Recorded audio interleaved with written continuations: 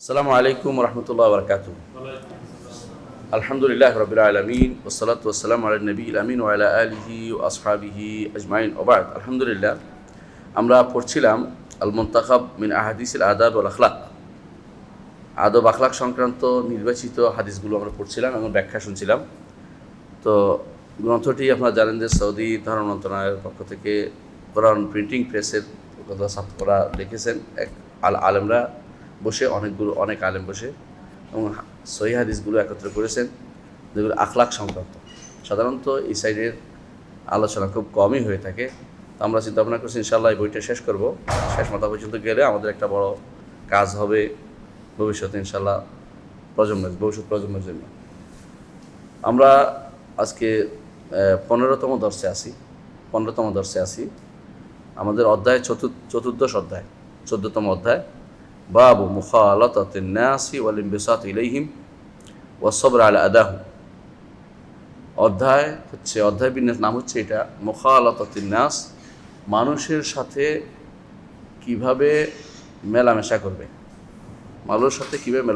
ওয়াল ইনবিসাত ইলাইহিম, মানুষের সাথে হাসি মুখে একত্রিত হওয়া। ইনবিসাত হলো হাসি মুখে থাকা। ওয়াস সবর আলা আদাহুম, তারা কেউ কষ্ট দিলে সবর করা। তিনটা জিনিস আমরা দেখতে পাচ্ছি। একটা হচ্ছে মেলামেশা, আরেকটা হচ্ছে তাদের সাথে ভালো আচরণ, আরেকটা হচ্ছে তাদের কষ্টে ধৈর্য ধারণ করা। তিনটা জিনিস সংক্রান্ত অধ্যায়। এখানে আমি দেখতে পাচ্ছি যে উনি দুইটা হাদিস নিয়ে এসেছেন। আমরা ইনশাআল্লাহ দুইটি হাদিসেই পড়বো, আজকে লম্বা করবো ইনশাআল্লাহ, আজকে অধ্যায় সংক্ষিপ্ত হবে। দুইটি হাদিস আমরা পড়ব। প্রথমত আনাস ইবনে মালিক রাদিয়াল্লাহু আনহু, আনাস ইবনে মালিক রাদিয়াল্লাহু আনহু থেকে বর্ণিত, তিনি বলেন, ক্বাল ইন কানা নবী সাল্লাল্লাহু আলাইহি ওয়াসাল্লাম লা ইউখালিতুনা, রাসূলুল্লাহ সাল্লাল্লাহু আলাইহি ওয়াসাল্লাম আমাদের সাথে এমনভাবে মিশে যেতেন আমরা তাদেরকে আলাদা করতে পারতাম না, এরকমভাবে মিশতেন। হাত্তা ইয়াকুল লি আখিন লি সগীর, এমনকি আমার ছোট এক ভাই ছিল, তাকে বলতেন, ইয়া আবা উমাইর মা ফাআলা নুগাইর, আবা উমাইর, নুগাইর কী করলো। এ ব্যাখ্যা আমরা ইনশাআল্লাহ একটু পরে করছি। হাদিসটি আগে শুনি। বুখারী হাদিসটি বর্ণনা করেছেন, মুসলিম হাদিসটি বর্ণনা করেছেন, এবং আমরা জানেন যে বুখারী মুসলিম হচ্ছে সর্বোচ্চ সহিহ হাদিস। আরেকটি হাদিস আমরা পড়ি, তারপর আমরা ইনশাআল্লাহ ব্যাখ্যায় যাব।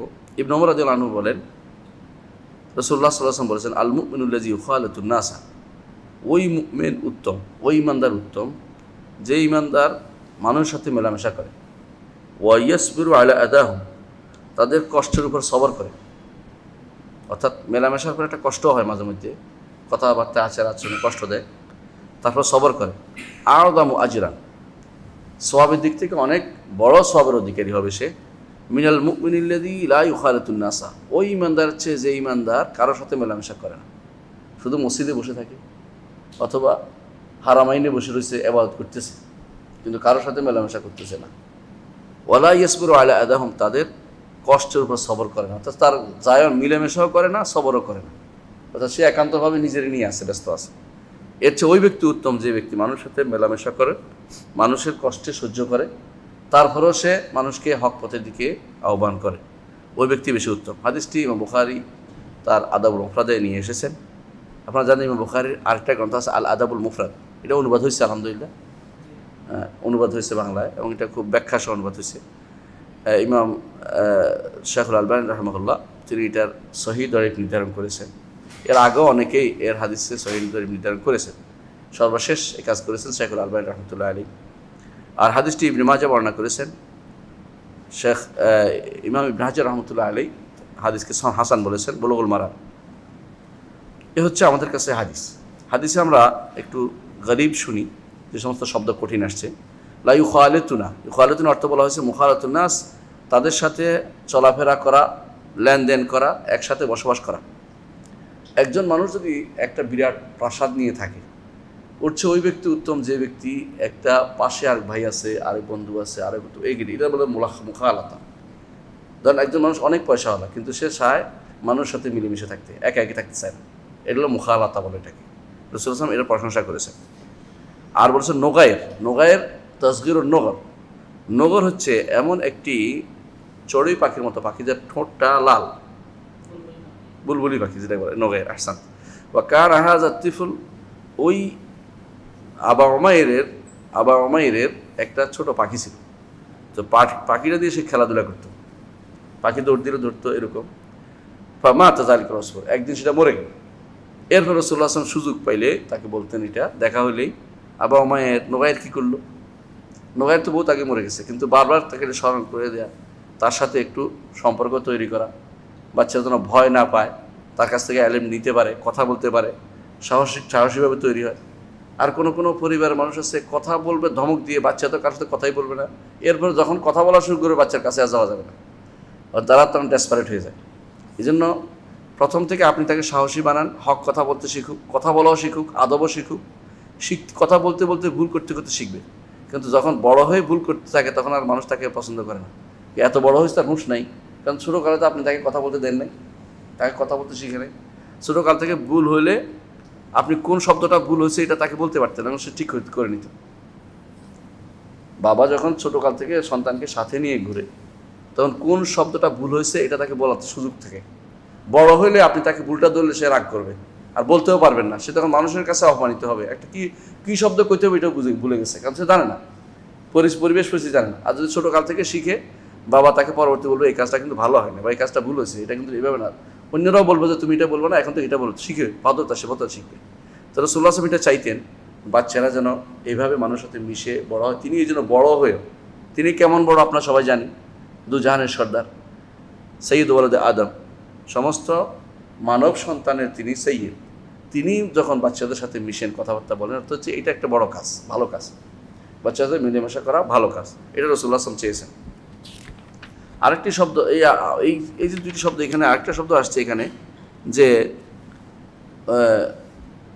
আবা ওমায়ের শব্দটা আসছে, আবা ওমায়ের, অর্থাৎ ওমায়ের বাপ।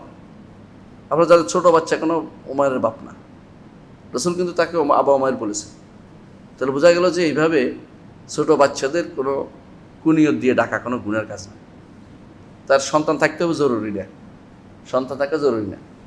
রাসূলুল্লাহ সাল্লাল্লাহু আলাইহি ওয়াসাল্লাম স্ত্রী আয়েশা রাদিয়াল্লাহু আনহা, তাকে বলা হয়তো উম্মে আব্দুল্লাহ, এটা তার কুনিয়ত, তার কোনো আব্দুল্লাহ সন্তান ছিল না।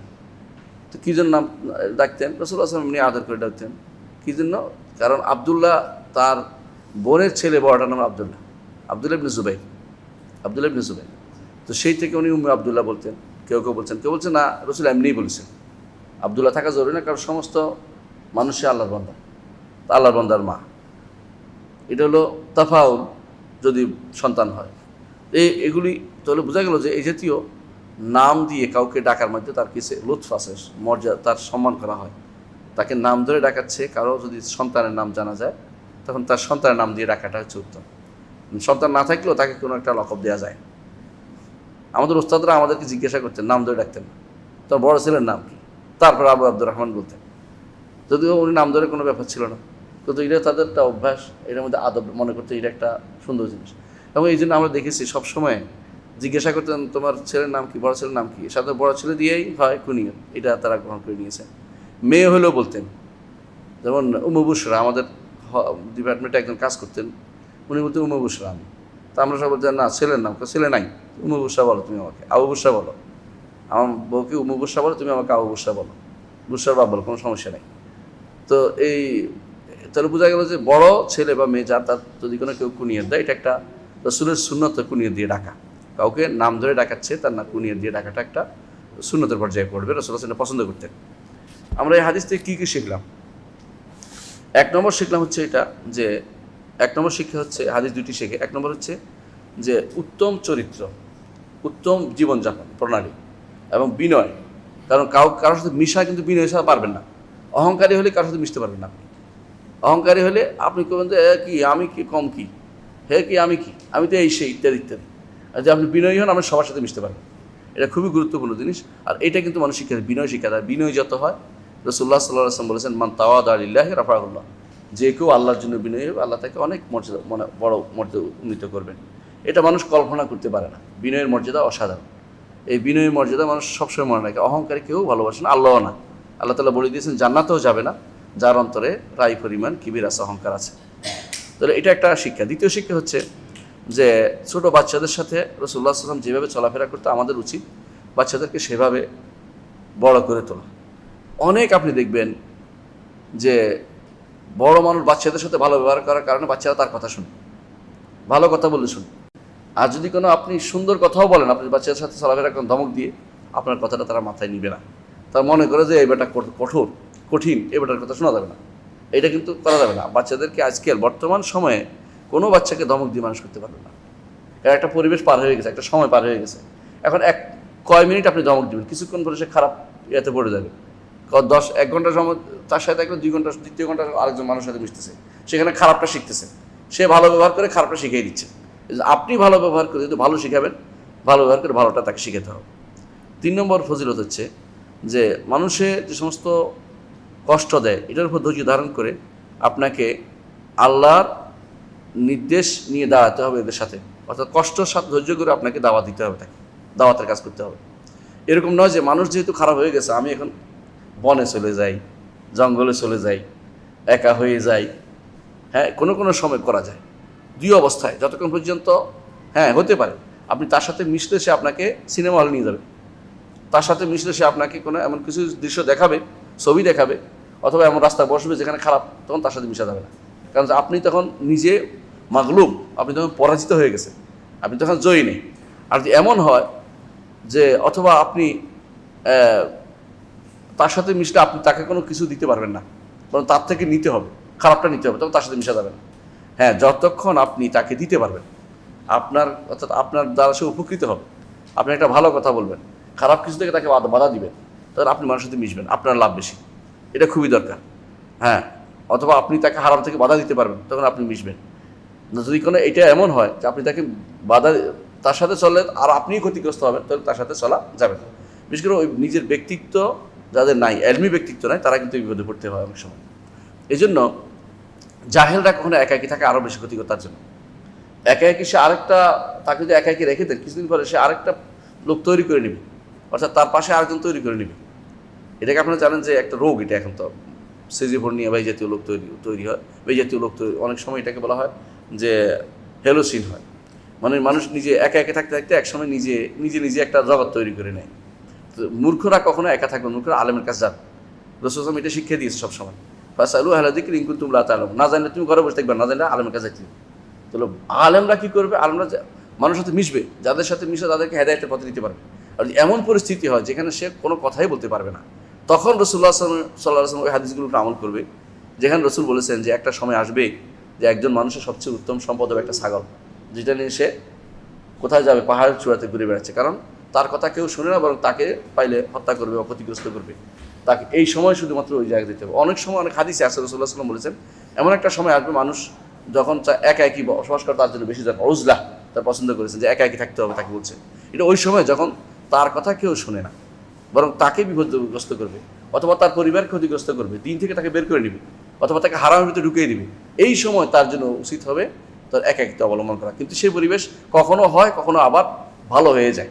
তখন একটা সময় আসছে যে মানুষ মিশতে পারেনি কারোর সাথে, আবার এখন ভালো আছে, আবার খারাপ হইতে পারে, আবার ভালো হইতে পারে। এই জন্য সবসময় এক অবস্থা থাকবে না। অর্থাৎ এরকম নয় যে একবার আমি একাকিত্ব হয়েছি আর চিরজীবনে একাকি থাকবো, এটা না। বিপদে পড়লে একাকি থাকবো, আবার যখন মিশতে সুযোগ পাবো আবার মানুষকে মিশবো। কেন? আমার তো দায়িত্ব দাওয়াত, আল্লাহর পথে দাওয়াত দেওয়া। এই জন্য যে একটু জানে, দিন জানে, পড়ে, তার জন্য কখনো শুধু একাকিত্ব থাকা এটা তার জন্য সাধারণ নীতি নয়। সাধারণ নীতি হলো ভালো অবস্থায় আমি দাওয়াতের কাজ করব, কোনো কিছু করতে পারতেছি না, তখন একাকী হয়ে যাবো, কোনো সমস্যা নেই। রাসূলুল্লাহ সাল্লাল্লাহু আলাইহি ওয়াসাল্লাম সেই নির্দেশকে আমি বাস্তবায়ন করবো, যেখানে তিনি বলেছেন যে একটা সময় আসবে যখন মানুষ যে ছাগল নিয়ে দৌড়াবে, অর্থাৎ শুধু নিজে নিয়ে ব্যস্ত থাকবে। এটা ওই সময় যখন তার কথা কেউ শুনবে না বা তার মহাবিপদ আসবে, কিন্তু মরে যেতে বলা হয় না ওই সময়, কারণ তাকে টিকে থাকতে হবে ভবিষ্যতে আরেকটা দাওয়াতের জন্য। এই জন্য যে কোনো সময় যে এখন কী করতে হবে, এই করতে হবে, এরকম না। এখন আপনাকে দাওয়াতের কাজে তৈরি হন, যতটুকু পারেন ওটুকু করেন, যেটা পারি না এটার জন্য আল্লাহ আমাকে ওজর পেশ করবে আল্লাহর কাছে এটা পারছি না। কিন্তু যখন আপনি সুযোগ পাবেন আবার আপনাকে দাওয়াতের কাজে এগিয়ে যেতে হবে, কখনো পালিয়ে যেতে পারবেন না। আমি একবার যেহেতু ঘরে ঢুকে গেছি আর বাইরে হবো না, এরকম না, এরকম কাজ করা যাবে না। এটা হচ্ছে তথাকথিত কিছু পীর মুর্শিদদের কাজ। এটা আল্লাহ এবং রাসূল শিক্ষা, যে শিক্ষা নয় যে ঘরে ঢুকে যাও অথবা এটা হয়, এটা নয়, রাসূল সাল্লাল্লাহু আমাদেরকে শিক্ষা দেন। তাহলে আমরা এটা বুঝতে পারলাম যে কখন আমাদেরকে মিশতে হবে, কখন আমাদেরকে মিশা ছাড়তে হবে, এটাও বুঝলাম। চতুর্থ আরেকটি শিক্ষা আমরা পাই, সেটা হচ্ছে যে কোনো বিষয় নিয়ে একটু ঠাট্টা করা যায় আছে। ঠাট্টা অর্থ এমন ঠাট্টা যেটাকে হাসি উদ্রেক করে কিন্তু কারো কষ্ট না দেয়। রাসূলুল্লাহ সাল্লাল্লাহু আলাইহি ওয়াসাল্লাম ইয়া আবা উমাইর মা ফাআলা নুগাইর বলছে, কিন্তু তারা এটা কেন বলছেন? তার অন্তরের ভিতরে হাসিটা টানছে যে আমার সাথে রাসূলের মতো ব্যক্তি আমার সাথে কথা বলছে, সে খুশি হবে, খুশি হবে। আপনিও যদি ছোটো বাচ্চার সাথে কথা বলেন, সে কিন্তু খুশি হবে যে আমার সাথে কথা বলছে। এবং তাকে যে কোনো একটা জিনিস বলেন যে তোমার নামাজ পড়ছো কিনা, তুমি তো এদিকে তাকাইছো, আমি দেখছি, তাহলে সে বলবো যে আরে দেখছি, সামনে সোজা তাকায় থাকতে হবে এখন থেকে আমার। সে হাতের উপর সিজদা করছে, আমি তাকে টেনে দেন, হাতের উপর সিজদা করা যায় না, কিন্তু ধীরে ধীরে বুঝবে সে যে হাতের উপর সিজদা করা যায় না। হ্যাঁ, অজু ঠিক মতো হয়েছে কিনা আপনার, সুন্দর করে কথা বলেন, দেখবেন যে আস্তে আস্তে বুঝবে। তো এই জাতীয় মাজাহ যেগুলো আছে এগুলো শরীয়তে অনুমোদিত। আর বারবার করা যায় আছে যদি কোনো তার মনে কষ্ট না হয়। এমন কিছু দিবেন না যেটা তার মনে কষ্ট হয়। একজন মানুষের দাঁত পড়ে গেছে, আপনি সারাক্ষণ তাকে দাঁত নিয়ে হাসাহাসি করবেন না, কিন্তু সে জানেন যদি যে এটা বললে সে রাগ করে না, বরং খুশি হয়, তো এটা বলবেন বারবার, কারণ এতে খুশি হবে আরো। কারণ তার মনে কারো অন্তরে খুশি ঢুকানো এটা বড় সওয়াবের কাজ। এটা আমরা গত দর্শে বলেছিলাম, আপনারা শুনেছেন। তো রাসূলুল্লাহ সাল্লাল্লাহু আলাইহি ওয়াসাল্লাম কী করতেন, আনাস রাদিয়াল্লাহু আনহুর ভাইকে তিনি করছেন, ছোটোখাটো ঠাট্টা করেছেন, যেটাকে বলা হয় খুশি আনন্দ দেওয়ার জন্য, সেটা তিনি করেছেন, বারবার করেছেন। 5 নম্বর শিক্ষা হচ্ছে যে ছোটো বাচ্চাদেরকে কুনিয়ত দেওয়া যায়, যেটা আমরা একটু আগে বলেছি যে কুনিয়ত দেওয়া যায়, কোনো সমস্যা নেই। 6 নম্বর শিক্ষা হচ্ছে ছোটো বাচ্চারা খেলাধুলা করে পাখি নিয়ে বা এগুলো বাধা দেওয়া যাবে না। পাখি জাতীয় জিনিস দিয়ে, কবুতর নিয়ে, বাচ্চাদের নিয়ে, মুরগির বাচ্চা নিয়ে খেলছে, সে বাধা দিবেন না। যদি মেরে ফেলে তাদেরকে বুঝাই মেরে ফেলতে হয় না, এটা শুধু বুঝাই দিবেন। আর বাকিটা খেলাধুলা তাদেরকে করতে দিবেন। বাচ্চাদেরকে এগুলি থেকে সরাসরি বন্ধ করে রাখলে একসময় তারা এমন কিছু হবে যে কোনো কিছুই করবে না। তারা তখন বাজারও করতে শিখবে না, তারা তখন পশুপালন করতে শিখবে না, কোনো খেত খামার করতে শিখবে না। তখন আপনি এমন হয়ে যাবেন যে আপনি একসময় কাজ করেছেন, আপনার ছেলে আর কোনো কাজ করতে শিখে না। এটা ধরো না, তাদেরকেও কর্মকাণ্ডে নিয়োগ করুন, তারাও শিখুক কীভাবে আদর করতে হয়, কীভাবে বাচ্চাকে বড় করতে হয়, তারা শিখুক, কোনো সমস্যা নেই এটাতে। আর এগুলোকে খাঁচায় বন্দি করা জায়েজ আছে না, জায়েজ না, বিশেষ করে যেগুলো ক্ষতি করে না মানুষের। হ্যাঁ, আমাদের সমাজে আজ যেগুলি প্রচলিত আছে যেগুলো খাওয়া যায় না, শুধু শুধু পালন করতেছে অনেকে, দেখছেন কি না? এমন কিছু পাখি পালন করতেছে যেগুলো আসলে কোনো উপকারিতা নেই, যেগুলি কোনো উপকারিতা নেই, এবং এগুলো খাওয়াও যায় না, এবং এগুলো কোনো শিকারও কাজে লাগে না, খাওয়া যায় না, শিকারও কাজে লাগে না। তো এগুলি আপনি কেন ফেলতেছেন? বেহুদা আপনার পয়সা খরচ করতেছে, এগুলি বনে ছেড়ে দেন, বন থেকে মরে গেলে আপনার কিছু করার নেই। এগুলিকে কিছু মানুষ আছে অলস কাজ করতেছে, এগুলো অনেকে আছে পাখি পালতেছে, এই পাশে বা কিনতেছে, আনি পালতেছে বিনা কারণে। সৌন্দর্যের কারণও হতে পারে, হয়তো যদি কোনো ইকুরিয়ামে পানি ছাড়ে, দেখলো যে ইকুরিয়াম রাখছে, চড়তেছে, এগুলো দেখতে পারে, বাচ্চাদের শিখাইতে পারবে, কিন্তু এগুলিও বাড়াবাড়ি ব্যাপার যেতে পারবে না যে আমি ইসরাফ করবো, যে বেশি খরচ করবো এটার পিছনে, এটাও করা যাবে না। তো অনেকে আছে বিড়াল পালতেছে বিনা কারণে, অনেকে আছে কুকুর পালতেছে বিনা কারণে, বিনা কারণে করা যাবে না। আপনার যদি কোনো পাহারাদার থাকে বাইরে, যে আমার গৌ করে বাইরে থাকে রাস্তাঘাট, তাহলে ইয়ার বাইরে থাকতে হবে, সীমানার বাইরে থাকতে হবে, ঘরের ভিতরে থাকলে ফেরেশতা প্রবেশ করবে না, আপনি জানেন। আর বিনা কারণে বিড়াল পালার ক্ষেত্রে বাড়াবাড়ি শুরু, অনেকে বিড়াল পালার ক্ষেত্রে বাড়াবাড়ি দেখছেন, অনেকে এটার গোসল করাবে, শ্যাম্পু দিবে, এটারে কি মুসলমানি করাবে, মানে কি বলতে আমার আউযুবিল্লাহ, মানে আজে বাজে এটা করবে, কি দরকার? আপনি এগুলো হতে রাসূলুল্লাহ সাল্লাল্লাহু আলাইহি ওয়াসাল্লাম আমাদের শিক্ষা দেননি? রাসূল শিক্ষা দিয়েছেন কি, বিড়াল যদি কোনো পিপাসার্থ হয় খাওয়াও, খাবার দিলে খায়, আসলে খাবার দাও, চলে যেতে বলো, যদি অতিরিক্ত জিনিস আছে তাকে সেটা দাও, কিন্তু তাই বলে এটাকে লালন পালন করতে হবে, আমার বিছনায় উঠে রাখতে হবে, এটাকে গোসল দেওয়াতে হবে, শ্যাম্পু দিতে হবে, এই জাতীয় কাজগুলো অতিরিক্ত, এগুলি বাড়াবাড়ির পর্যায়ে। হ্যাঁ, তবে বাচ্চাদের খুশির জন্য আপনি এই জাতীয় জিনিসগুলো রাখতে পারবেন, ছোটো ছোটো জিনিসগুলো, এগুলি বাচ্চারা ফেলতে পারবে, যেগুলি খেলাধুলা আছে, কিন্তু ক্ষতিকর না, কামড় দেয় না, কুকুরের মতো বিড়ালের মতো ক্ষতিকর না, ডেপথেরিয়া হবে না, মুরগির বাচ্চা কোনো ক্ষতিকর কিছু নেই, এটা আমাদের করা যেতে পারে। তো আমরা দেখতে পাচ্ছি যে মানুষের সাথে মিশার কিছু ফজিলত রয়েছে। রাসূলুল্লাহ সাল্লাল্লাহু আলাইহি ওয়াসাল্লাম বা নবীরা সবসময় মানুষের সাথে মিশতেন।